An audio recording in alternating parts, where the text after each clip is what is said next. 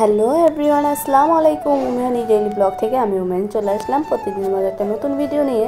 আমার ভিডিওটা যে যেখান থেকে দেখছেন আশা করি সব ভালো আছেন, সুস্থ আছেন। আলহামদুলিল্লাহ, আমরাও আপনাদের দোয়া অনেক ভালো আছি, সুস্থ আছি।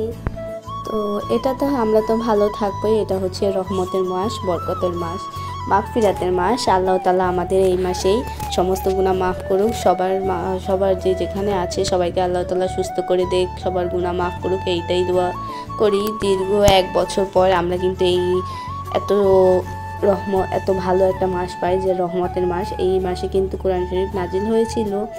তো এই মাসটা কিন্তু যেভাবে পারে সবার থেকে চেষ্টা করা উচিত যে আল্লাহ তাআলা আমাদের আগের গুনাহগুলো যে মাফ করে দেয় এই উসিলায়। তো আমরা রমজান মাসে কিন্তু অনেক কাজ থাকে বাড়িতে, বিশেষ করে বিকেলবেলা তো কাজের জন্য একটুকু এদিক থেকে ওদিক নড়াচড়া যায় না। তো আমি সকালেই কিন্তু অর্ধেক কাজ সেরে ফেলেছিলাম। এই জায়গায় আমি পেঁয়াজ, টমেটো, কাঁচামরিচ, ধনেপাতা সব কিছু কেটে রেখেছিলাম। আর আজ আমি আলুর চপ বানাবো, তো আলুর চপটাও আমি আগে রেডি করে নিচ্ছিলাম। আর আলুর চপটা এভাবে বানালে অনেক মজা হয় খেতে। আমি তো সবসময় এভাবেই বানাই। তো আমি কিন্তু প্রত্যেক রমজানে আমরা বাসায় ইফতারি বানাই, যতটুকু দরকার সেইটুকুই আমি কিন্তু বাসায় ইফতারি বানিয়ে ফেলি। কেনা ইফতারি আমাদের ভালো লাগে না খেতে, বাড়ির তৈরিটাই অনেক ভালো লাগে।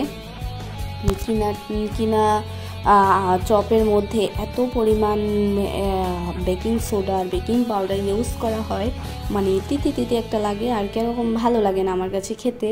তো আমি তো সব সময় রোজার ভিতর কষ্ট হলেও আমি আমার বাসায় বানিয়ে ফেলি এভাবেই। তো গত রমজানেও কিন্তু বানিয়েছি। তো গত রমজানে কিন্তু আমার এই ভালোবাসার আপুরা ছিল না। এখন যারা আমার ভিডিওগুলো দেখে, তো আমার ভালোবাসার আপুদের ভিডিও আমরাও দেখি।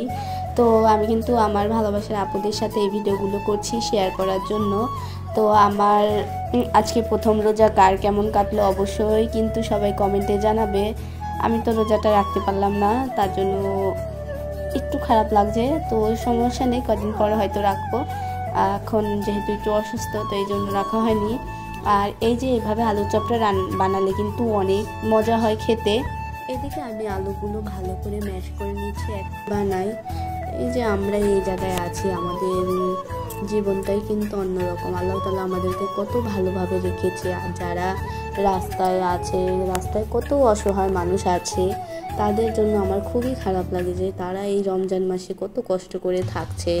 আমরা যে যতটুকুই খাবার পাচ্ছি কিনে খাচ্ছি, যতটুকুই আছি আলহামদুলিল্লাহ অনেক ভালো আছি। কিন্তু যারা রাস্তাঘাটে থাকে তারা তো এইসব খাবার কিছুই পাচ্ছে না, উল্টো তারা রোজা রাখে না খেয়ে, তারপরে পান্তা ভাত খেয়ে রোজা রাখে। এইসব ভিডিও ফেসবুকে আসে, তো দেখলে মনটা অনেক খারাপ হয়ে যায় যে আল্লাহ তাআলা আমাদেরকে অনেক ভালোভাবে রেখেছে।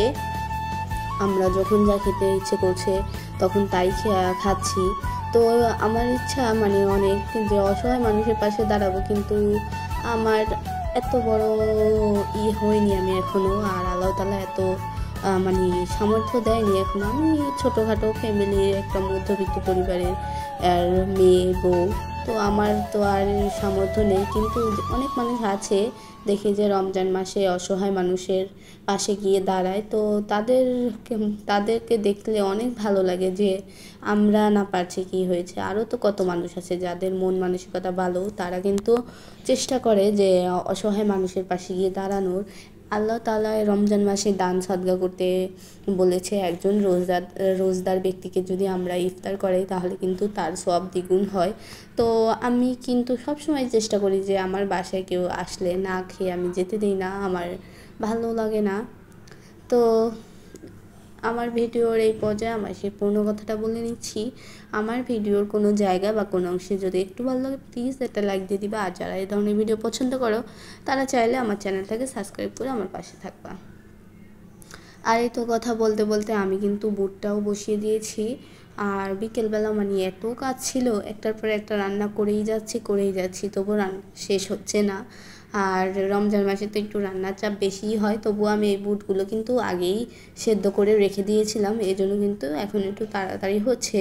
আর এই যে এখন এই পর্যায়ে টমেটো দিয়ে দিলাম, আর আলু দেবো একটু পরে। এভাবে বুট রান্না করলে কিন্তু খেতে অনেক ভালো লাগে। আর এই তো কিছুদিন পর কিন্তু আমরা গ্রামের বাড়ি চলে যাব। আমার শাশুড়ি মা বারবার ফোন দিয়ে বলছে গ্রামে যেতে। তো আমি বলছি যে না, কয়দিন পর আসি, 10টা রোজা করে তারপরে কিন্তু চলে যেতে হবে গ্রামে। তখন গেলে কিন্তু তোমরা গ্রামের ভিডিও দেখতে পাবে।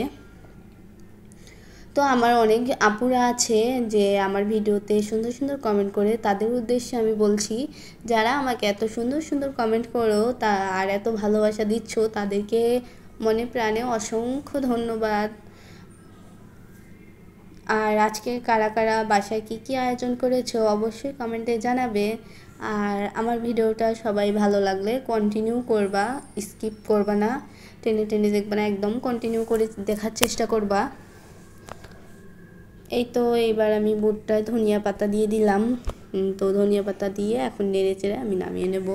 এই তো আর আছে, আমি বুন্দিয়া ভাজবো। বুন্দিয়া আমার কাছে ভালো লাগে না খেতে, কিন্তু তোমাদের ভাইয়ার কাছে অনেক ভালো লাগে। তো প্রতিবারই আমি কিন্তু বুন্দিয়া বা বুরিন্দা যেটা বলে, আমি কিন্তু ভেজে রাখি। 1 কাপ বেসন দিয়ে কিন্তু অনেকগুলোই বানানো যায়। তো আমি আজকে মনে করেছি যে বুটটা রান্না করে নিই, তারপরে আমি বুরিন্দাটা ভেজে দেব। এই পর্যায়ে আমি কিন্তু বুটের মধ্যে আমি এই জিরে ফাঁকি দিয়ে দিলাম। আর এই তো বুরিন্দা বানানোর জন্য 1 কাপ বেসন নেব। 1 কাপ বেসন নিয়ে এর মধ্যে একটুখানি লবণ দেব। লবণ দিয়ে তারপরে একটুখানি পানি দিয়ে বেসনটাকে গোলাতে হবে একটা ব্যাটার মতো করে। তারপরে একটা চামচের সাহায্যে তেলের মধ্যে দিয়ে ভাজতে হবে।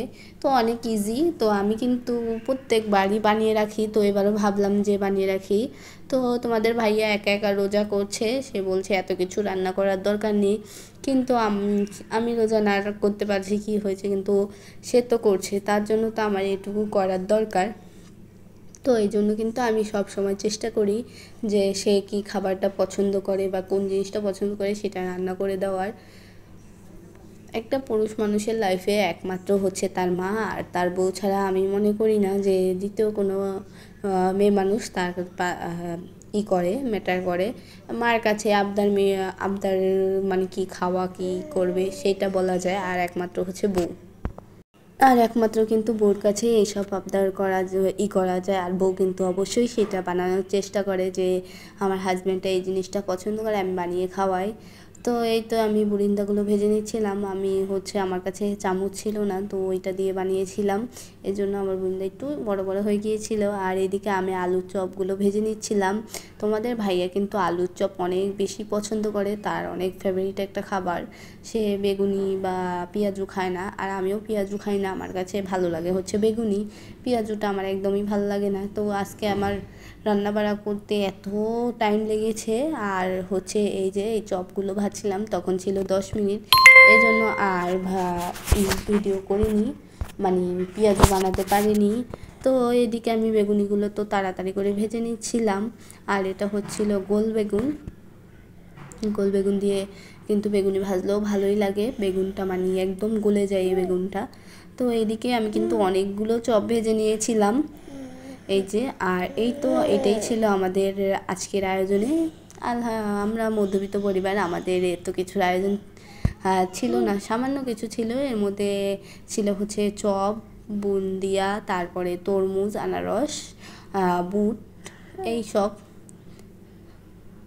আর এই জায়গায় শরবতগুলো খেয়েছিলাম, এইগুলোই। আর রাতের জন্য আমি এই জায়গায় হাঁসের মাংস রান্না করে নিচ্ছিলাম।